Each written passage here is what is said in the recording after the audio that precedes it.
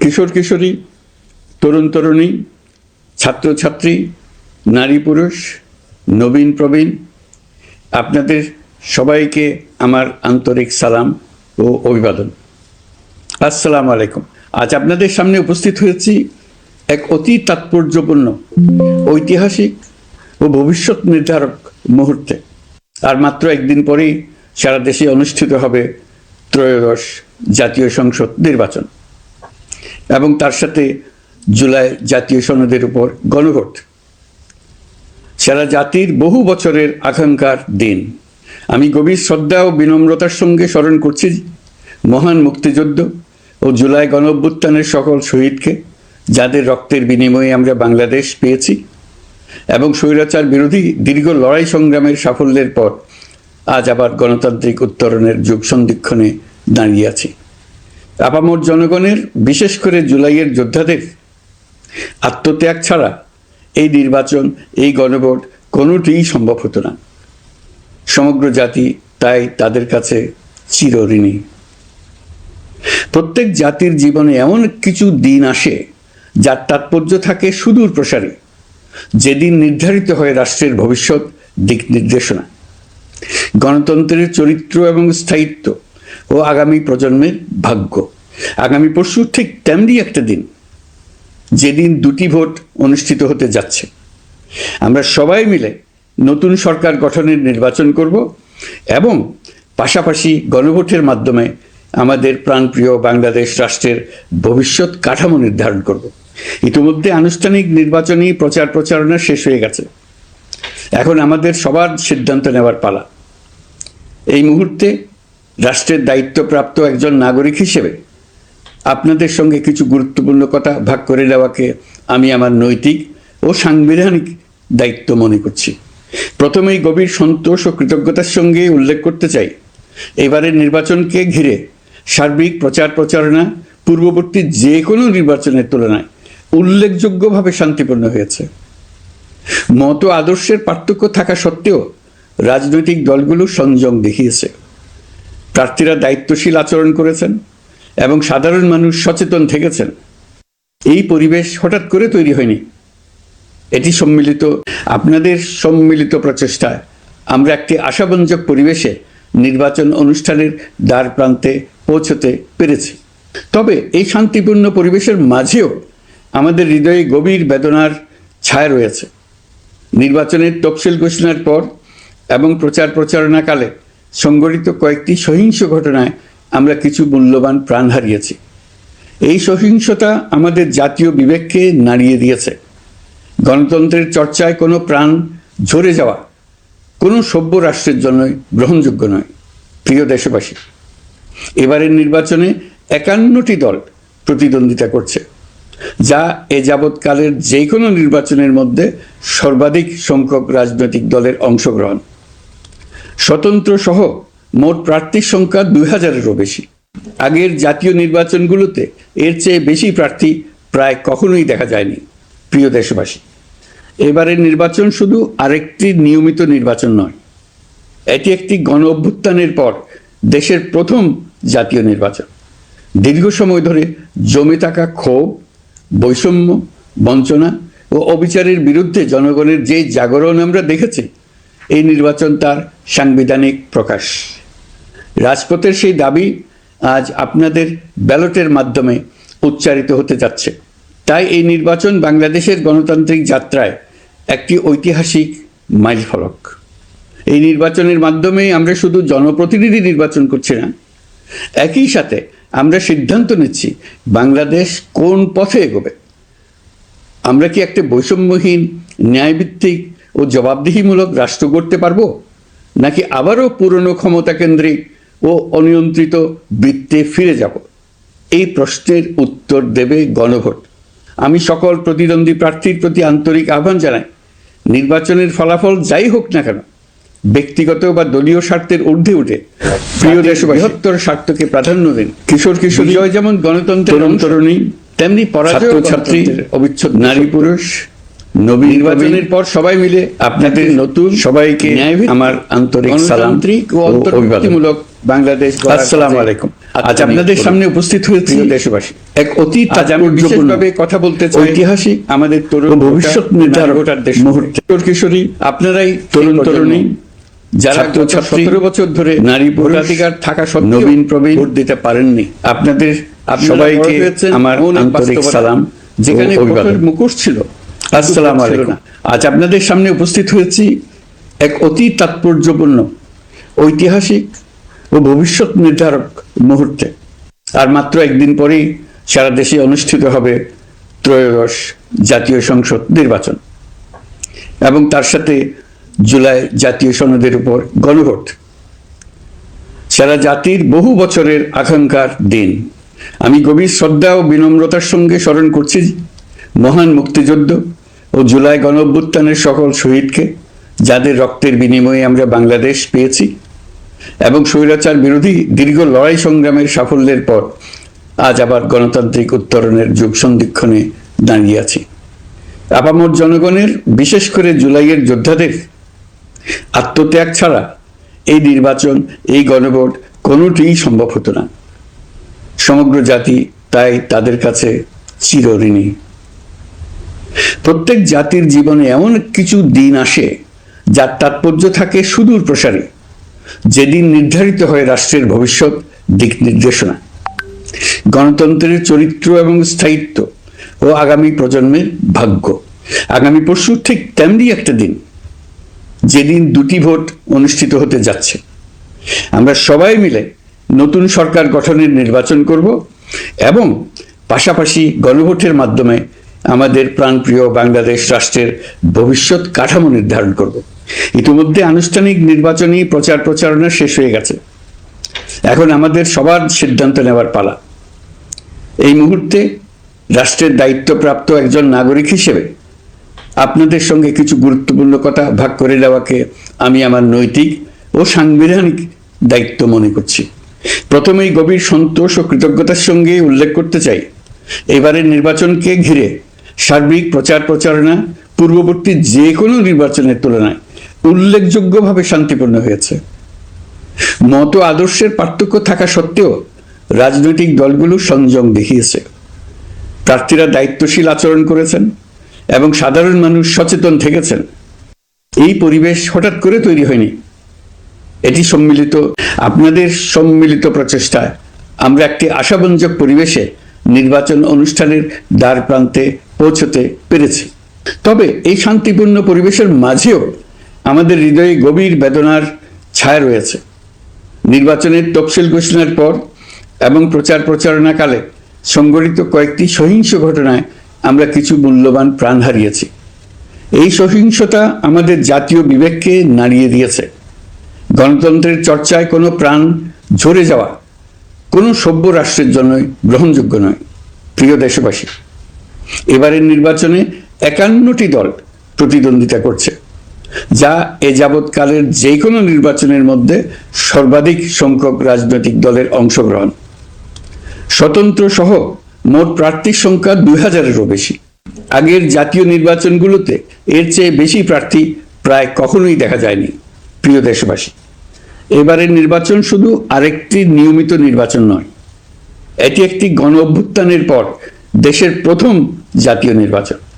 দীর্ঘ সময় ধরে জমে থাকা ক্ষোভ, বৈষম্য, বঞ্চনা ও অবিচারের বিরুদ্ধে জনগণের যে জাগরণ আমরা দেখেছি, এই নির্বাচন তার সাংবিধানিক প্রকাশ। রাজপথের সেই দাবি আজ আপনাদের ব্যালটের মাধ্যমে উচ্চারিত হতে যাচ্ছে। তাই এই নির্বাচন বাংলাদেশের গণতান্ত্রিক যাত্রায় একটি ঐতিহাসিক মাইলফলক। এই নির্বাচনের মাধ্যমে আমরা শুধু জনপ্রতিনিধি নির্বাচন করছি না, একই সাথে আমরা সিদ্ধান্ত নিচ্ছি বাংলাদেশ কোন পথে এগোবে। আমরা কি একটা বৈষম্যহীন, ন্যায়ভিত্তিক ও জবাবদিহিমূলক রাষ্ট্র গড়তে পারবো, নাকি আবারও পুরনো ক্ষমতা কেন্দ্রিক ও অনিয়ন্ত্রিত বৃত্তে ফিরে যাব? এই প্রশ্নের উত্তর দেবে গণভোট। আমি সকল প্রতিদ্বন্দ্বী প্রার্থীর প্রতি আন্তরিক আহ্বান জানাই, নির্বাচনের ফলাফল যাই হোক না কেন, ব্যক্তিগত বা দলীয় স্বার্থের ঊর্ধ্বে উঠে জাতির বৃহত্তর স্বার্থকে প্রাধান্য দিন। বিজয় যেমন গণতন্ত্রের অংশ, তেমনি পরাজয়ও গণতন্ত্রের অবিচ্ছেদ্য সত্য। নির্বাচনের পর সবাই মিলে একটি নতুন ন্যায়ভিত্তিক, গণতান্ত্রিক ও অন্তর্ভুক্তিমূলক বাংলাদেশ গড়ার কাজে আত্মনিয়োগ করুন। প্রিয় দেশবাসী, আজ আমি বিশেষভাবে কথা বলতে চাই আমাদের তরুণ ভোটার ও নারী ভোটারদের সঙ্গে। আপনারাই সেই প্রজন্ম যারা গত 17 বছর ধরে ভোটাধিকার থাকা সত্ত্বেও ভোট দিতে পারেননি। আপনারা বড় হয়েছেন এমন এক বাস্তবতায় যেখানে ভোটের মুখোশ ছিল কিন্তু ভোট ছিল না, ব্যালট ছিল কিন্তু ভোটার ছিল না। এই দীর্ঘ সময়ের বঞ্চনা ও অবদমনের সবচেয়ে বড় মূল্য জাতিকে প্রতিদিন দিতে হয়েছে। তবু আপনারা আশা ছাড়েননি, অন্যায়ের সামনে মাথা নত করেননি। আন্দোলনে, প্রতিবাদে, চিন্তায় ও স্বপ্নে আপনারা একটি নতুন বাংলাদেশের আকাঙ্ক্ষা লালন করেছেন। আজ জুলাই গণঅভ্যুত্থানের মাধ্যমে ইতিহাসের গতিপথ বদলানোর সেই দিনটি এসেছে। বিশেষ করে আমাদের নারীরা মুক্তিযুদ্ধ থেকে শুরু করে বাংলাদেশের সবকটি গণ আন্দোলন, পরিবার থেকে রাষ্ট্র, সবখানেই শক্তি হয়ে দাঁড়িয়েছেন। নারীরাই ছিল জুলাই গণঅভ্যুত্থানের সম্মুখ সারির যোদ্ধা। নারীরাই এই দেশের অর্থনীতির অন্যতম চালিকা শক্তি। বৈদেশিক মুদ্রা আয়ের শক্ত ভিত, ক্ষুদ্র ঋণ, কুটির শিল্প, নারী উদ্যোক্তা, এই শব্দগুলোর পেছনে আছে পরিবর্তনের গল্প, পরিবার ও সমাজে স্বাবলম্বী হবার গল্প। আপনারা ঘরে, রাজপথে সমানভাবে সংগ্রাম করেছেন, সন্তানদের ভবিষ্যৎ আগলে রেখেছেন, সমাজকে টিকিয়ে রেখেছেন, অথচ রাষ্ট্রীয় সিদ্ধান্তে নিজেদের মত প্রকাশের সুযোগ থেকে দীর্ঘদিন বঞ্চিত হয়েছেন। এই নির্বাচন আপনাদের জন্য এক নতুন সূচনা। আর আমাদের তরুণরা, যাদের স্বপ্ন, মেধা ও শক্তি আগামী বাংলাদেশের ভিত্তি, এই ভোট আপনাদের প্রথম সত্যিকারের রাজনৈতিক উচ্চারণ। তাই আমি আপনাদের কাছে অনুরোধ নয়, দাবি জানাচ্ছি, ভয়কে পেছনে রেখে সাহসকে সামনে এনে ভোট কেন্দ্রে যান। আপনার একটি ভোট শুধু একটি সরকার নির্বাচন করবে না, এটি 17 বছরের নীরবতার জবাব দেবে, বাধাহীন ফেসিবাদের জবাব দেবে, জাতিকে নতুনভাবে গঠিত করবে এবং প্রমাণ করবে এই দেশ তার তরুণ ও নারী এবং সংগ্রামী জনতার কণ্ঠ আর কোনো দিন হারাতে দেবে না। প্রিয় নাগরিকবৃন্দ, নির্বাচন অবাধ, সুষ্ঠু, নিরপেক্ষ ও শান্তিপূর্ণ করতে সরকার সর্বোচ্চ প্রস্তুতি গ্রহণ করেছে। এবার রেকর্ড সংখ্যক আইন শৃঙ্খলা বাহিনীর সদস্য মোতায়েন করা হয়েছে। পাশাপাশি ম্যাজিস্ট্রেসি ক্ষমতা সম্পন্ন সশস্ত্র বাহিনীর সদস্যদেরও ব্যাপকভাবে দায়িত্বে রাখা হয়েছে, যাতে যে কোনো ধরনের বিশৃঙ্খলা বা সহিংসতা দ্রুত ও কঠোরভাবে প্রতিহত করা যায়। আমি গভীরভাবে বিশ্বাস করি তারা সকলেই ঈমান, দেশপ্রেম ও কর্তব্যনিষ্ঠায় উজ্জীবিত হয়ে তাদের উপর অর্পিত মহান দায়িত্ব সুষ্ঠু ও সুচারুরূপে পালন করবেন। প্রযুক্তির সর্বোচ্চ ব্যবহার নিশ্চিত করতে প্রথমবারের মতো সারা দেশে ব্যাপক পরিসরে সিসি ক্যামেরা স্থাপন করা হয়েছে। ভোট কেন্দ্রে দায়িত্বরত কর্মকর্তারা শরীরের সাথে সেটে রাখা ক্যামেরা ব্যবহার করছেন। নিরাপত্তা ও নজরদারিতে ড্রোন ও ডগ স্কোয়াড ব্যবহারের ব্যবস্থাও রাখা হয়েছে। এসব ব্যবস্থার একমাত্র লক্ষ্য ভোটাররা যেন নির্ভয়ে, নিশ্চিন্তে ও সম্মানের সঙ্গে তাদের ভোটাধিকার প্রয়োগ করতে পারেন। এই নির্বাচনকে আরও অন্তর্ভুক্তিমূলক করার জন্য আমরা কিছু ঐতিহাসিক পদক্ষেপ গ্রহণ করেছি। প্রথমবারের মতো প্রবাসী বাংলাদেশিদের ভোটাধিকার প্রয়োগের সুযোগ সৃষ্টি করা হয়েছে। বিশ্বের বিভিন্ন প্রান্তে বসবাসকারী আমাদের ভাই বোনেরা দেশের ভবিষ্যৎ নির্ধারণে অংশগ্রহণ করতে পারছেন। এটি আমাদের গণতন্ত্রের পরিসরকে আরও বিস্তৃত করেছে। আমাদের এই নতুন অভিজ্ঞতা অন্যান্য দেশে প্রচলনের জন্য ইতিমধ্যে কয়েকটি দেশ আগ্রহ প্রকাশ করেছে এবং আমাদের অভিজ্ঞতার প্রতিটি ধাপ তারা পর্যবেক্ষণ করছে।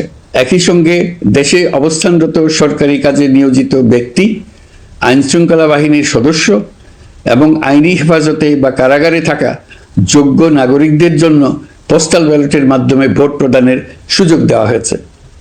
এটি প্রমাণ করে রাষ্ট্র কাউকে বাদ দিয়ে নয়, সবাইকে সঙ্গে নিয়েই এগোতে চায়।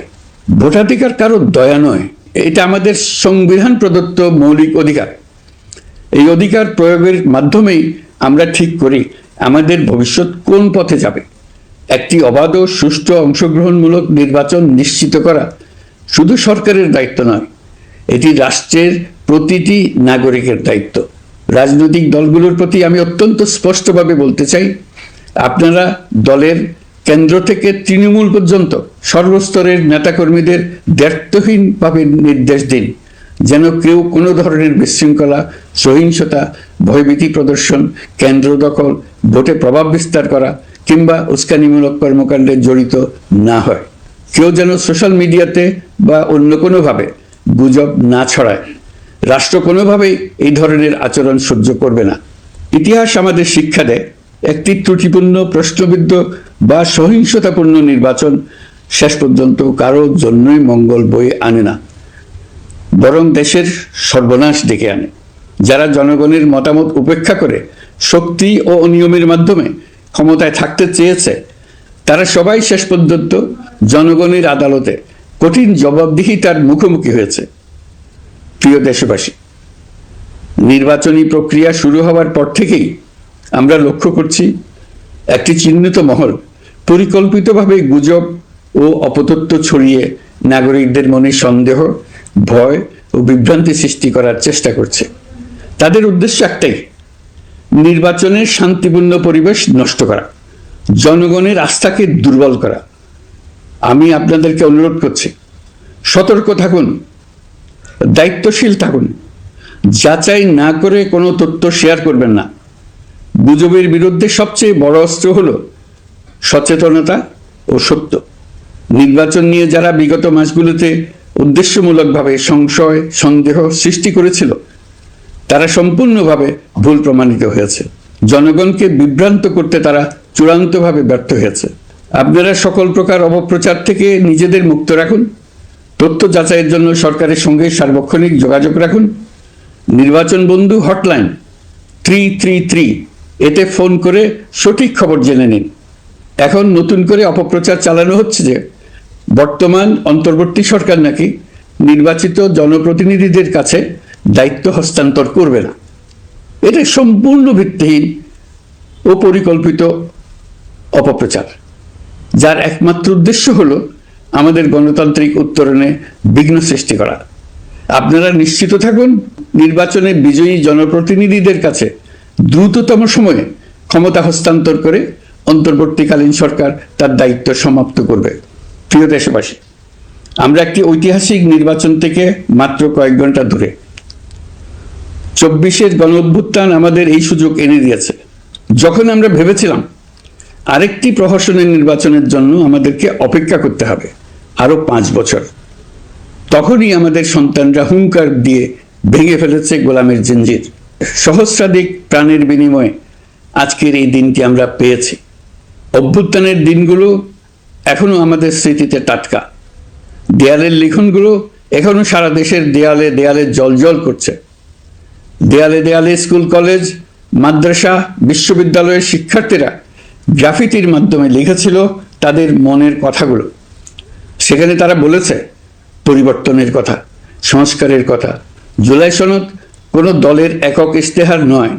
দীর্ঘ 9 মাস 30টিরও বেশি রাজনৈতিক দলের সাথে আলোচনা করে জাতীয় ঐক্যমত্য কমিশন জুলাই জাতীয় সনদ প্রস্তুত করেছে। এই আলোচনায় অনেক প্রস্তাবের পক্ষে বিপক্ষে দীর্ঘ মতবিনিময় শেষে রাজনৈতিক দলগুলো এতে স্বাক্ষর করেছে।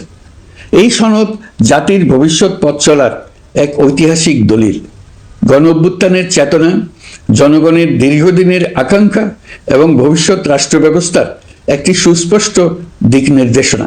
এই সনদের মাধ্যমে আমরা সংস্কার সমূহ বাস্তবায়নের অঙ্গীকার করেছি।